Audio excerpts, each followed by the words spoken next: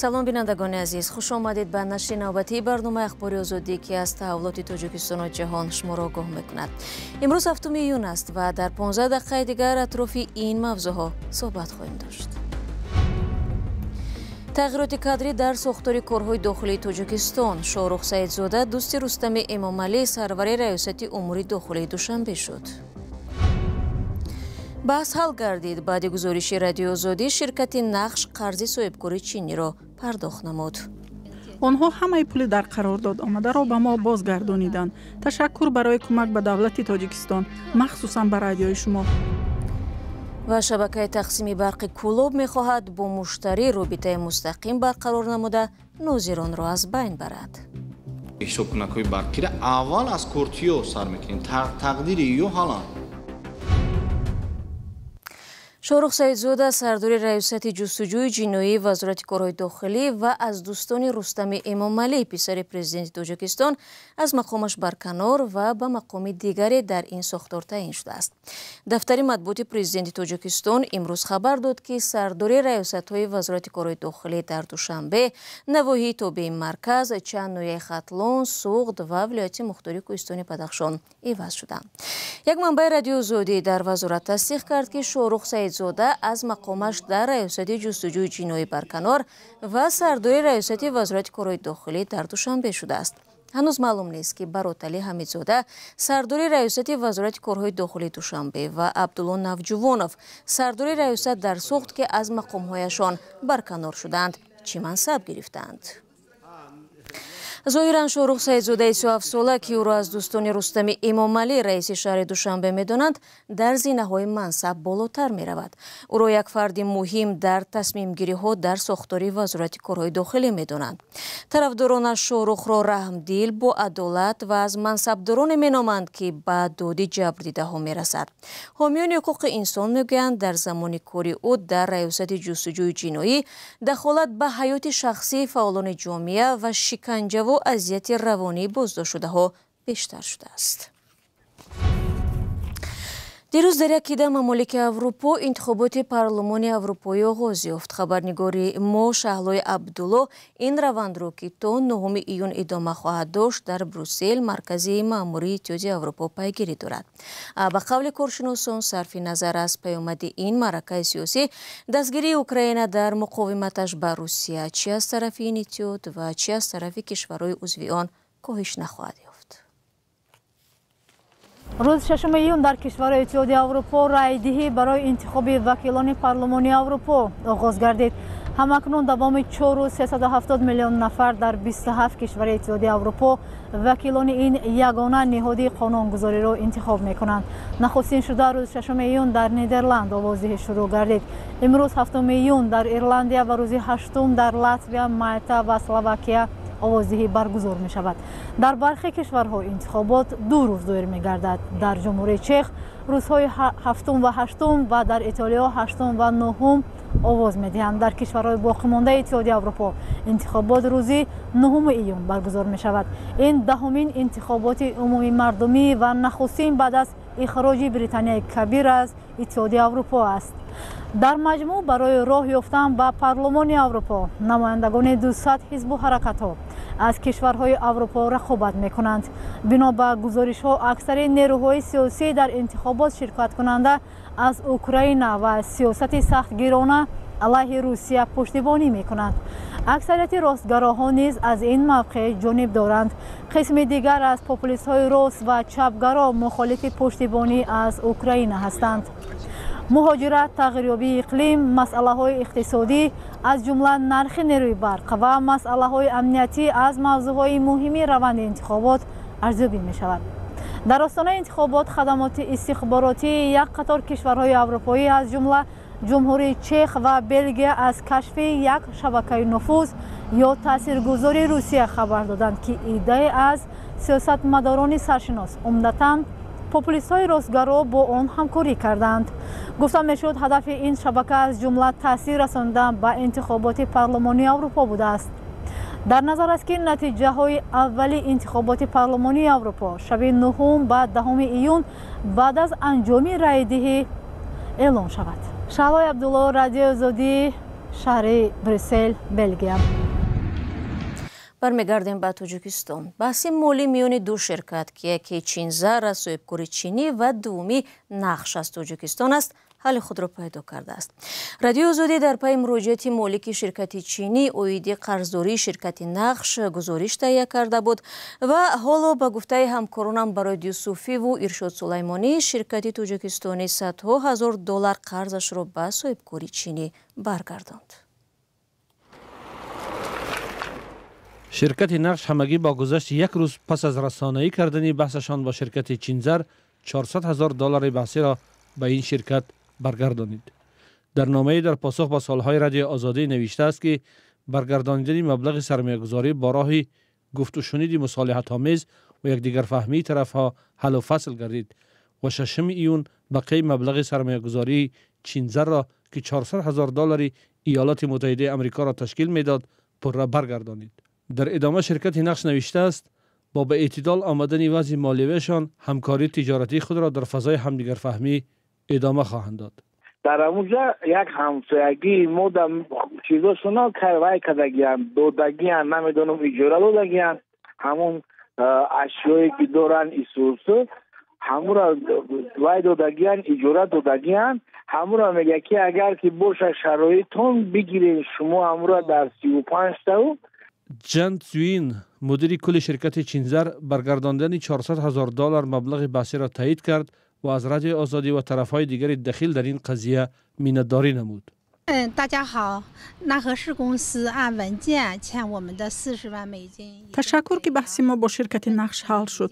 آنها همه پول در قرارداد آمده را به ما بازگردانیدند. تشکر برای کمک به دولت تاجیکستان، مخصوصا به رادیوی شما. این چنین به شرکت همکارمان. مناسبت‌هایمان با شرکت نقش معتدل شدند. امید داریم با این شرکت همکاری‌هایمان را ادامه می‌دهیم. تشکر به وزارت خارجه تاجیکستان و سفارت چین در تاجیکستان. قضیه شرکت چینزر و نقش که برای سرمایه‌گذاری و استخراج طلا در خوالینگ سازشنامه داشتند در سال 2019 آغاز شد. شرکت چینزر که مالک شهروند چین می باشد برای برگردانی مبلغ‌های سرمایه‌گذاری دوام 5 سال تلاش داشت.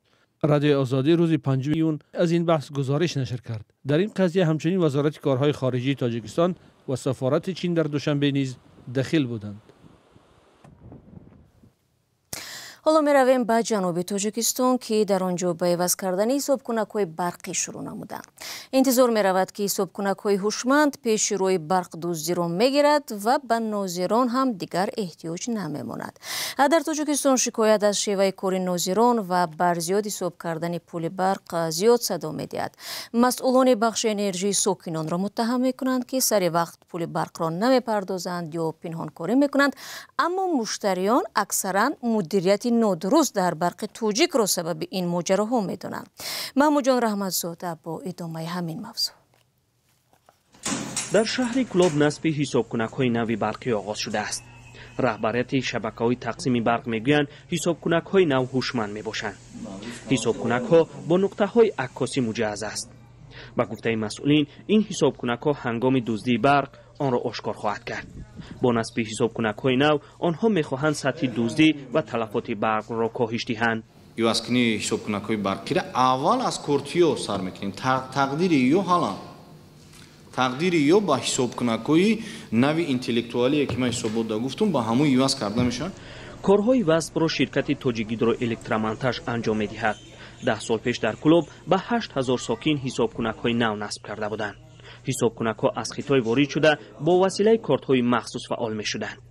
мақомот бо насби ҳисобкунакҳои кортӣ он вақт сатҳи нозиронро кам карда буданд. дигар сокинон худашон қувваи барқро пешпардохт карда ба ҳисобкунак ворид мекарданд. қарор аст бо насби ҳисобкунакҳои нав на танҳо дуздии барқ ҳатто сатҳи нозиронро ҳам кам кунанд. яъне алоқа байни муштарию байни идора фақат тариқи электронӣ мешавад. контролёр ай байн меравад. ин фақат шаҳри клуб дозӣ. ина таҷдид сар шавад. худо хоҳад 2 солу 10 моҳ муҳлат дорад. баъди 2 солу 10 моҳ мо умедворим ки дар шаҳри клуб дигар контролёр аз байн меравад. ҳангоми насби ҳисобкунакҳои кортӣ сухан аз кам шудани нозирону қарз мерафт. аммо сокинони клуб мегӯянд ки баъди насби ҳисобкунакҳои кортӣ баръакс қарздор шудаанд. آن وقت هم دادستان و دادگاه از اشتباه و اضافه نویسی ناظران برق میگفتند. ما بقیه برآمد نه چی نه برآمد بقیه برآمده. ما نمیفهمیم که بقیه‌اش چیه. بعد چون ما که قرض داریم نظارتچی پیشین نمیگفتن. حالا در کلوب 38,000 حساب کنک فعال به قید گرفته شده است. با گفته مسئولین تقسیمات برق از این شماره 8,000 آن حساب کنک‌های کارتی است.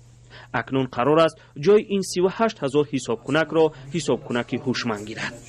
مسئولین برق گفتند که این کار اول در آن شهر و نواحی راه اندازی خواهد شد که تلفات و دزدی برق بیشتر است. پس از شهر کلوب قرار است در ناحیه دنغره حساب کنک‌های هوشمند نصب شود. محمود جان رحمتزاده، آزادی، کلوب. سلام، اگر خط و خبر می‌خواهید ما داریم. نوید بامدادی، سرخط خبرها، اخبار تاجیکستان و جهان، گزارش‌ها و تحلیل‌ها. چی می‌گذرد و چرا؟ دانستن فهمیدن است. ضمیمه یا اپ ما را بگیرید. بله، خبرهای رادیو آزادی را پیگیری کنید. در شمال تاجیکستان نخستین تجربه استفاده بیوگاز را راه اندازی کردند. یک نهاد مستقلی کشاورزی تاجیکستان با دستگیری مالی آژانسی رشدی ایالات متحده آمریکا یا خود یوساید عزم دارد به خانواده ها با فناوری جدید گاز و روشنایی آورد و هم مشکلی چندین اسره زنان و دهقانان را حل کند. فرزان محمدی درباره این افغانی که در شرایط فعلی سرطلب خواهد بود برای ما و شما گزارش می‌دهد. عائله ثابتوفا در دهه سامغار ناحیه باباجان غفوروف نخستین شده استحصال بیوگاز را در شرایط خانه به راه ماندند. آنها میگویند در عوض 50 کیلوگرم پاروی گاو در یک شبانه روز تا 4 ساعت گازی از نگاه اکولوژی تازه و با صفت را میگیرند. پیش من این گازی وای بود، جیجنی بود. خیلی کم میشد و هم ناز بود. خیلی سال سیاه میکرد. سال پاست این منه بلندتر تستر میشد اوقاتمو چای دارو میجوشد وقتی تنگ مونده. این خانواده اصلا با کشاورزی مشغولند و خوشحال از آن هستند که با یاری تجهیزات نوی بیودایجستر اکنون وضع زمینداریشان را نیز بهتر میسازند. به گفته آنها برای به‌تنفس کارکرد آن پاروی 2 گاو بسندگی میکند و وقت زیاد و مهنتی برزیاد را طلب ندارد. در آینده می توانند با نصب تجهیزات علاوگی برخی رایگان نیز بگیرند. 40 روز 45 روز به کار بدار اومد. حاضر ما 10 روز استفاده برداشتیم جدا ناس. اینجا برآمدگی هم بیوگازوشه آینده برای زمین بیونوریش برای زمین کارکرد زمین برای بالام برداشتن استحصال زراعت‌های کشاورزی استفاده می‌بریم. تکنولوژی نو به خانواده‌ها و چراغ‌پروران امکان می‌دهد از سوختن هیزم و دیگر مواد سوخت سردود دست کشند و گازی را به جای آنها استفاده برند که محیط را آلوده نمی‌کند. زنها نیز از کار سخت آماده کردن و خشکانیدن تپی خلاص می‌شوند. موادی که گاز از آن به دست می‌آید نه پرتاب بلکه بیانوری یا نوری طبیعی برای پرورش زراعت خواهد بود. این تجهیزات را نعیم جان طاهروف رهبر یک خواجگی دهقانی نیز راه اندازی کرده است و استفاده آن را بی ضرر و منفعت آور می‌داند. هدف نهایی طرح و راه اندازی تکنولوژی نو مساعدت به رشد کشاورزی یک ساحه مهم اقتصاد تاجیکستان است که صدها هزار نفر در آن کار می‌کنند. اجرای برنامه همچنین برای جوانان دهات جایهای نوی کار می‌آفرد که تاجیکستان حالا نظر به هر وقت دیگر به آن احتیاج دارد. فرزان محمدی، رادیو آزادی، ناحیه باباجان غفوروف. و یک آگهی کوتاه، تیم ملی فوتبال تاجیکستان که در بازی دور پنجم مرحله دوم انتخابی جام جهان 2026 از دسته منتخب اردن با حساب 0-3 شکست خورد، از حق شرکت در مرحله سوم قهرمانی جهان 2026 و راحت به جام آسیا 2027 محروم گشت. دوستان، در همینجا برنامه را خلاصه میکنم. تشکر که ما رو همراهی نمودید. در وبسایت azadi.org و صفحه های رادیو آزادی در فیسبوک و تلگرام، یوتیوب و اینستاگرام مطالب نوی ما را پیگیری کنید. در 2 روز آینده برای شما استراحت خوب میخواهم. خود را احتیاط کنید. از آن وقت نگهدار.